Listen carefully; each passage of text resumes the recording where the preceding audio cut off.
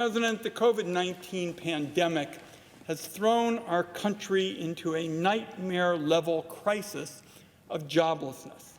The Congress has not done enough to stop it and has not done enough to save the jobs of our people.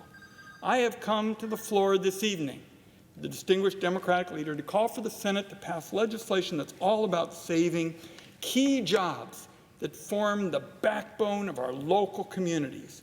Our firefighters, our first responders, our teachers, our families, and so many others. They need our help. They need it now. Senate Democrats have been warning since March, when COVID-19 cases exploded and our economy went into lockdown, that our states and our cities and our towns are now facing budgetary disasters unlike any they have gone through in recent memory. The shortfalls that state and local governments are facing due to the pandemic make the Great Recession look like a modest little economic hiccup. Layoffs are now happening at nightmarish levels. In March, April, and May, there were 1.5 million job losses among these key individuals: the firefighters, the first responders, our public employees, folks who teach our kids, work in public health and emergency response, and play a key role in maintaining our roads and highways. I'm just going to take a few minutes to run through some specific examples of why Senate Democrats think this is so important. First, what kind of sense does it make to sit back and allow thousands and thousands of first responders to lose their jobs in the middle of a pandemic? COVID-19 cases spike now in places around this country. Our public health systems are getting hit like they were hammered with a wrecking ball. State and local governments are being forced to cut EMS workers at the exact moment they need more first responders who know how to keep the ailing of this country safe. Second, let me mention education. Our country is in danger of losing a generation of teachers if the Congress does not act to save their jobs. The official jobs data showed that in April alone, just 1 month, nearly 500,000 K-12 employees lost their jobs. 500,000.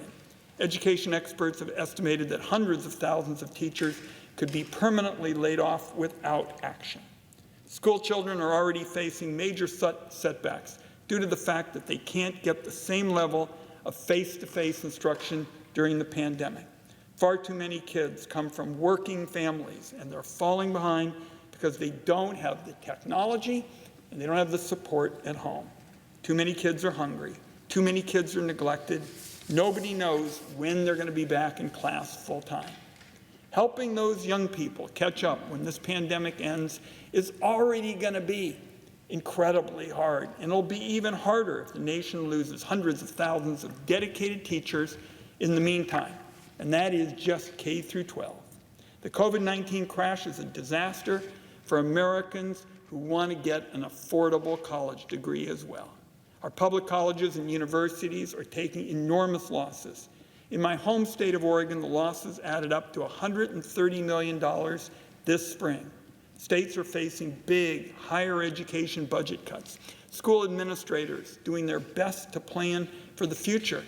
But still, they don't know when their campuses are going to be back to normal. You only have to look back to the Great Recession to see what's likely to happen next. More and more costs getting pushed onto more and more students and their working families. 2/3 of the class of 2018 borrowed to pay for college, and those borrowers held an average of nearly $30,000 in debt on graduation. Someday soon, that may be something like a bargain. Third, our country's already crumbling infrastructure is going to get even worse if communities can't afford to invest in roads and highways and other essential infrastructure projects. It's a self-defeating prospect. If the Congress doesn't help communities tackle the projects now, they'll cost even more down the road when the maintenance backlog grows. And delaying these kinds of projects makes it even harder for local economies to recover, because all those workers will be out of a job, and a lot of businesses don't want to invest in places where there's a crumbling infrastructure. So the proposal I offer tonight with the Democratic leader will help to save these jobs and stave off a whole lot of preventable economic hardship. One of the key lessons the Senate ought to remember from the Great Recession is that failing to support state and local budgets will prolong the suffering across this country. It'll slow down the recovery, and it will guarantee the country does not bounce back quickly in 2020. Our proposal builds on legislation that has already passed the other body. It incorporates the state and local portion of the HEROES Act that rescues firefighters, first responders, infrastructure jobs, and teachers. It also includes an important proposal for the rural West, secure rural schools and payment in lieu of taxes, what's called SRS and PILT. Even before COVID-19, our rural communities started with weaker economies, fewer public health resources, and worse access to health care. They were bound to have a harder time responding to and from the pandemic. Secure Rural Schools, which I authored with our former colleague, is all about bringing certainty and stability to communities and counties, often the frontline healthcare providers in far-off places. These are places where you've seen boom and bust, traditional dependence on resource extraction, and there have been cycles where it's almost impossible, as the President of the Senate knows, to plan for what's ahead. Our proposal would create a permanent endowment of funds to provide a predictable source of funding for rural economic development, roads, and schools. Payment in lieu of taxes is all about providing that same kind of certainty to those who live in rural areas dominated by federal lands. They have the same right as anybody else to reliable services, firefighters, safe roads, highways, schools. 10 years of permanent, mandatory payment in lieu of taxes will help those counties budget for the future. I'm going to close with one last argument I've heard from the other side and then yield to the distinguished Democratic leader.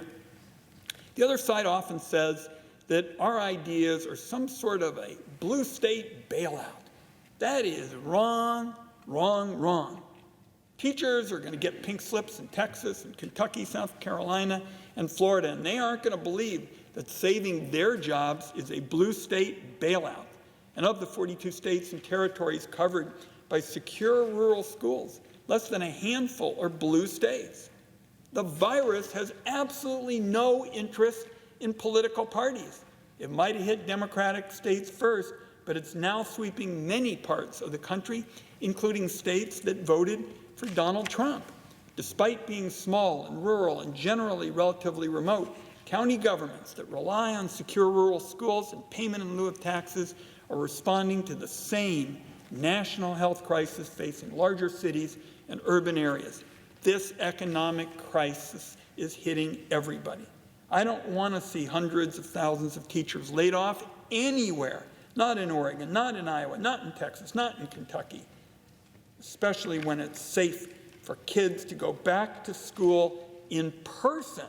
I don't want them packed into classrooms with 40 or 50 other students. I don't want first responders to be laid off in the middle of a pandemic. I don't want our nation's roads and highways to crumble into even worse disrepair because the Congress failed to address the nationwide budget crisis. The Senate has an obligation to ask. I'm going to yield now to the distinguished Democratic leader, and then I will offer a unanimous consent request to actually advance this critically important cause.